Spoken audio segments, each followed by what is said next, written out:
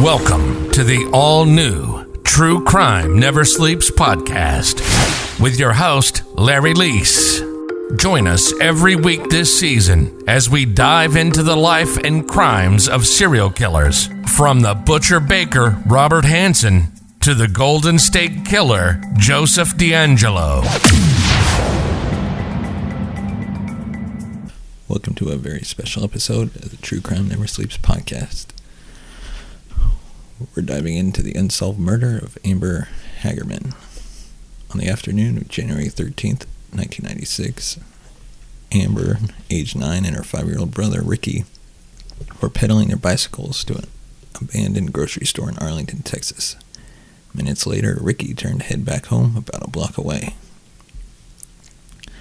Jim Kevill, a 78-year-old retiree, stood in his backyard not far away. He saw Amber riding up and down, and said later she was by herself and saw this pickup. He pulled up, jumped out, and grabbed her. When she screamed, he said, quote, "I figured the police ought to know about it, so he called them." Kevill described the truck as being dark, possibly black.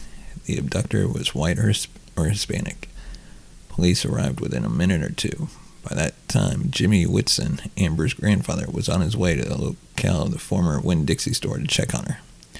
When Ricky had arrived back home without Amber, Whitson had grown worried. By the time he arrived, cops were there. Experts say that stranger abductions are rare. They are almost among the most difficult cases to solve.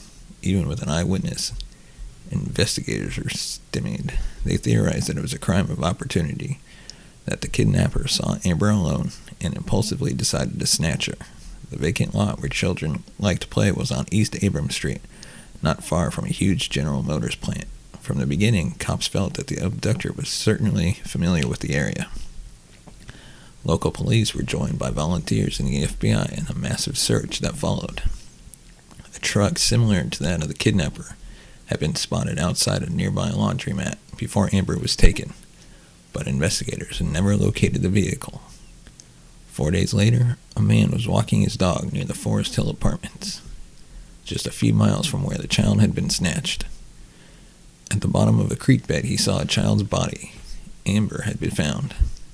An autopsy determined that Amber had been held alive for 2 days. During that time, she was sexually assaulted. Arlington police and the FBI formed a task force to search for the killer. Investigators followed up thousands of leads, but none turned up the murderer. By 1999, the task force had been abandoned and the case had gone cold. The killer has gone undetected now for 11 years. Arlington Detective Jim Ford recently said, quote, "There would be nothing more important or rewarding than seeing this case get resolved, because it is as bad as they get." Shortly after Amber went missing, a caller to a Dallas radio station asked a simple question: why can't law enforcement team with the media to quickly provide information to the public when a child is abducted? The idea caught on, and the Amber Alert was born. It began locally as the Dallas Amber Alert, then became a statewide program, and finally went national. Since its formation, the Amber Alert is credited with the rescue of more than 300 missing and abducted children. A psychological profile was issued by police a few weeks after the murder. Unfortunately, it was a generic rehash of profiles released after many such crimes. The killer was at least 25, cops said. He lived or worked near the scene of the crime. Since Amber was alive for 2 days after she was kidnapped, the killer had to have had some place to keep the child. Something probably caused him to snap, police said. Since 1996, the killer has roamed free. Did he keep trophies of his victims so he can relive his crime? Has he killed again? Is he free or incarcerated? Amber deserves justice, and her killer deserves a Texas send-off to hell.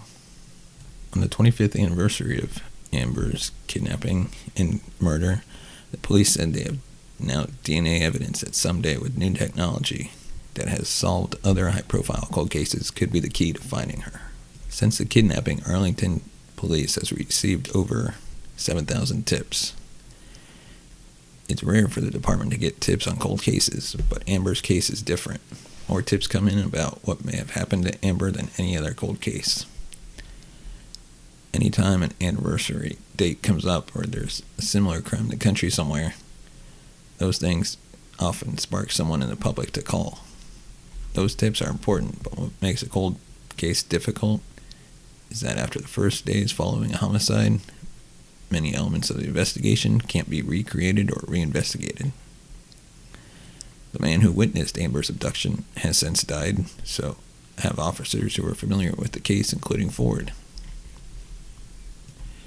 DNA evidence and technology has led to the arrest of several high-profile cases and killers, including the Golden State Killer in 2018. And in hopes of finding the killer, Arlington police have set up a new tip line for Amber Hagerman's case, which you can share tips by calling 817-575-8823. Oak Farms Dairy is also offering a $10,000 reward for information leading to an arrest in the case. Thank you for listening to a special episode of the True Crime Never Sleeps podcast.